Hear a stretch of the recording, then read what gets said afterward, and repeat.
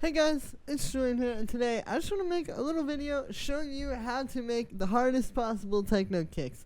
There are a lot of tutorials on YouTube about how to make techno kicks, and I feel like oftentimes they show you how to make like the rumble and stuff like that, but they don't really talk about how to make it full and professional and super hard sounding. So today I'm going to be creating something from scratch and showing you how I do it and how I make my kicks hit really hard. So what we're going to do is let's go to 130 BPM here. And I've got this MIDI track. I'll delete the audio track and these two returns. And I'm going to pull up a kick sample to start with. I'm going to use one of my own. I think I'm going to use the one from yesterday's video. This one. The ROBPM and T78 tutorial. Definitely go check that out if you haven't already. It's probably in the recommended videos. But we'll use this one. And you can hear it's just like a really, really hard-hitting, powerful kick already. So this is the first thing that I'm going to start with is, you know, a lot of people say you can't polish a turd, and that is never more true than with something like this. You really need to start with something that hits really hard and sounds really full already. Like, you can't start with like a little 808 kick and turn it into this. You need to start with something like this that just has that power to it and is going to sound really good. So basically what that means is you need to go through sample packs, maybe sample some tracks, you know, go through and just really take your time and find great samples. Don't just grab the first kick sample that you find, but really listen through them and like figure out what makes a sample a good sample. But yeah, so we'll take that. I'll put in some quarter notes so we can actually hear it. Cool, so the first thing I'm going to do here is I'm going to get a little bit of saturation. I do this a lot in my other videos. The reason why I do this is because when you put this into like the rumble, which is the next thing we're going to do, it still is like this dry kick, right? It's still this dry kick straight from the sample pack. When you add some saturation to it, it takes it and kind of gives it more power, more fullness, and just kind of like, I feel like it takes it from the sample pack and brings it into your track. So we're going to take this and just turn the drive up like that. I also like to turn the bass frequency up. And there we go. So you can hear it's hitting a lot harder already. Just with that. Alright, sounds good. From there, I'm going to get an audio effect track. This is where we're going to make the rumble. You can make the rumble a lot of ways, but this is how I usually do it. It tends to be the most straightforward. So what we're going to do is I'm going to create two chains. We've got create chain and create chain. We'll name this one punch, and we'll name this one rumble. So let's just keep it rumble without the E. So on the rumble chain, we are going to put a few effects. I'm going to start with a delay. You can make this a lot of different ways. I typically like to use delays. A lot of people use reverbs. It definitely sounds like reverb when you hear one of these kind of kicks, but I like the delay a little bit more, just because it's a little bit more solid. I'll show you with the reverb as well. But yeah, so basically, the way this rumble is working is you are getting, so you're making some kind of like an extra little thing like that, whether it's with reverb or a delay on the kick, kind of giving it that tail, and then you distort it using a really, really heavy distortion like this amp. I like using Ableton's amp. I use it all the time for these. And the reason is because it gives it some character. Like, all of these different settings have different feelings to them, versus like if you just use a regular overdrive to do this, you know, you don't get like as much character out of it. But you can hear what's happening now is it's really honing in on that low end. Like, there's a lot of frequencies happening there, but it has that really, really rumbly low end to it. And then what you do with that is you just take it, put a low pass filter on it, and there you go. So there's the rumble. So then, yeah. And you can hear, this is kind of why I like using the delay. The delay has a lot more of a like body to it. If I use a reverb here, like we'll just get a reverb. Typically you would put the dry wet all the way up, put the decay time about there, maybe shorten the size a little.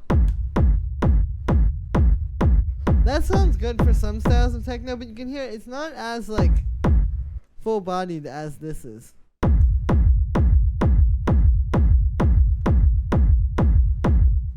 So yeah, after that, then I'll usually do a little bit more stuff. Like, I'll usually sidechain it to the dry kick, so we can just put this compressor on here and then sidechain that kick. And then I use the pre-effects kick because it's the kick without the rumble. If we do the post-effects, you can hear it just ducks it out of the way. But if we do pre-effects, there we go. And you can hear this makes the kick a lot cleaner because it's giving more even space for the punch. and then the rumble, it's like, instead of just having them play at the same time and having the rumble kind of overtake the punch, they fit together a lot better now. Cool, and then the last thing that I'll usually do on the rumble is I'll usually take a little bit of EQ on here and just cut out at 100 hertz. And the reason for this is just to clean it up a little bit. You know, it kind of takes it out of that space where the kick is hitting, because the kick punches a lot around 100 hertz. Boost the low end a little as well.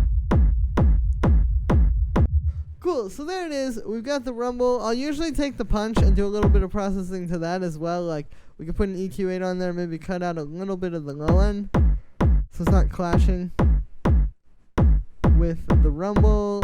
Boost 100 hertz a little. Give it a little mid-range boost. That helps with the punch. And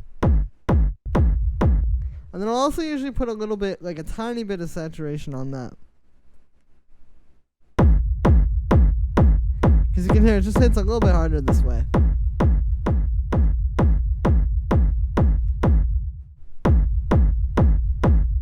Alright, cool. So sounding pretty good. So there we go. We pretty much have a rumble kick, but this is where we need to take it a step further. This is what I was talking about earlier. It's like, this is a rumble. But if you put this in a track and then like try to listen to that track with other techno tracks, you would quickly see that it just doesn't hit that hard.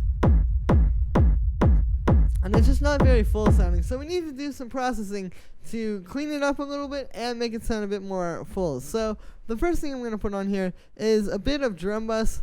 As you guys know, I love using drum bus so much. But this is a really, really good thing to use with this because it's gluing the rumble and the punch together. It's what I always say, like when you put saturation on things, two things at once, it kind of glues them together. That's what's happening here. It kind of pushes the rumble and the punch together and makes it feel a lot more like one kick, rather than just like a punch and a rumble. So we'll turn this on here. Here's without it. And then with it. So already you can hear it makes a big difference. Let's turn this crunch up a bit and turn the drive up. I'll turn the transients up a little as well. I'm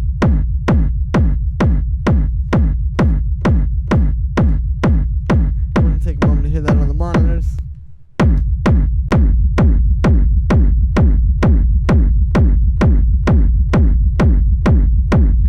Okay, and then this is where it comes to cleaning it up, because you can hear there's a bit of some nasty frequencies in there, kind of adding some mud to the sound.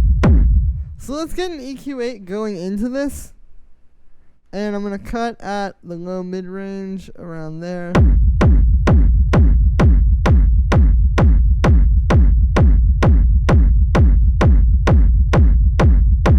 There we go. Let's tighten that up a little bit. And then we'll put another one after this.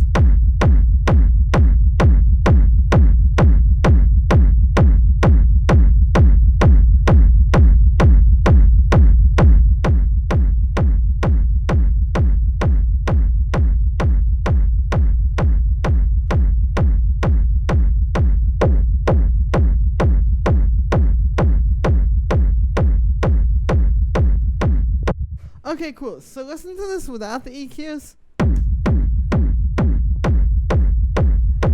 And then with them. You can hear what the EQs do is they focus the sound. It allows you to take this big saturated thing and kind of clean it up and focus it more into the ranges where you want. So that's what we're doing, because you know when you use this much saturation and drum bus and stuff like that to fatten your sounds up, it's going to add some mud. Like, I mean, you can hear that's just kind of what happens when you put this rumble and this kick into the drum bus on the hard setting. But then when you use these, it allows you to kind of turn the signal down a little bit going into the drum bus so that those muddy frequencies aren't getting brought out as more. And then at the end, you can cut it out even more to just clean it up. Like, it's important to do these things because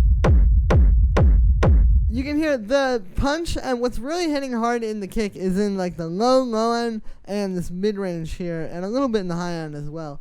But if we have this low mid-range here, like this just doesn't really, like it just doesn't really have the right sound. But when you cut that, very easy way to clean it up. So yeah, and then the only other thing that I usually do, this is pretty much what most of my kick chains look like, honestly. Maybe sometimes I'll use a little bit more EQ, like sometimes I'll duplicate this, get it even more scooped out. But for the most part, this is it. The last little thing that I'll do sometimes, and this one is a bit controversial, but basically I'll put a limiter on here and just maybe go up like +5. And so I'll show you, here's without this, and then I'll turn it on. Let's do a little bit less.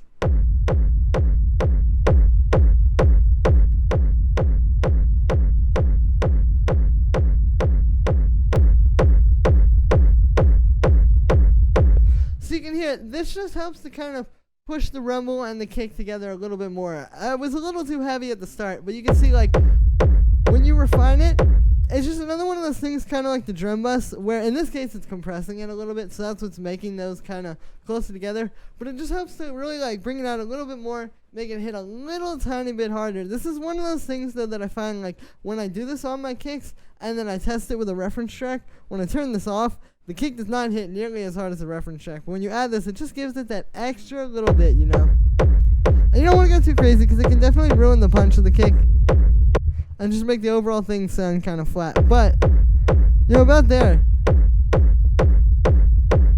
you can hear it just gives it that extra little push that you need. So that's pretty much it for this one, guys. I just wanted to show you my process when I'm making kicks so that you can hopefully learn something from it. So that's going to be it for this one. Like I said, I hope you guys enjoyed. As always, make sure to like this video as well as subscribe. And let me know what you think of this video in the comments.